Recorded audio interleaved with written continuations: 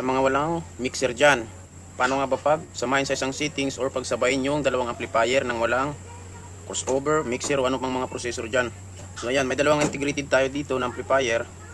Yung ginagawa ko, gumagamit lang ako ng RC plug. Itong isa, ito nga sa taas na ampli, ito yung gagawin kong pang mid at saka high. So ito naman yung gagawin nating pang bass.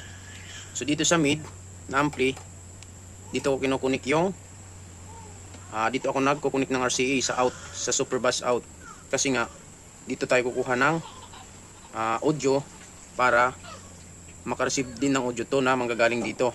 Dito naman tayo maglalagay ng RCA sa input nya. So sa akin dito ko siya lalagay, kahit saan dyan, basta input pwede mo siyang ilagay. Ayan, out at saka in. So ito yung mid, ito yung gawin tayo pang bass. Ayan, open lang natin itong dalawang ampli. Ayan, gagamitin natin USB, pwede ring Bluetooth kung may Bluetooth yung amplifier nyo, so pwede yon. Sa akin USB yung gagamitin ko.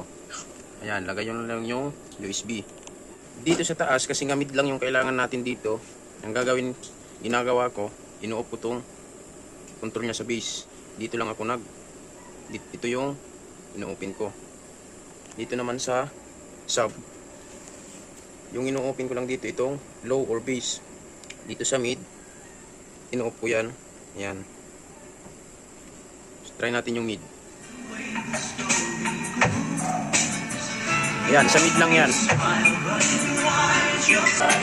Yan, sa mid. Off natin tong mid. Sa bass naman tayo, sa bass. Yan, dito naman sa bass. Try naman natin.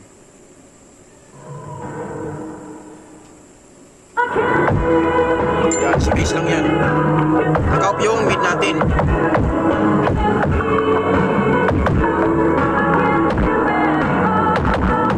Try naman natin pag sabayin yung bass at saka yung mid.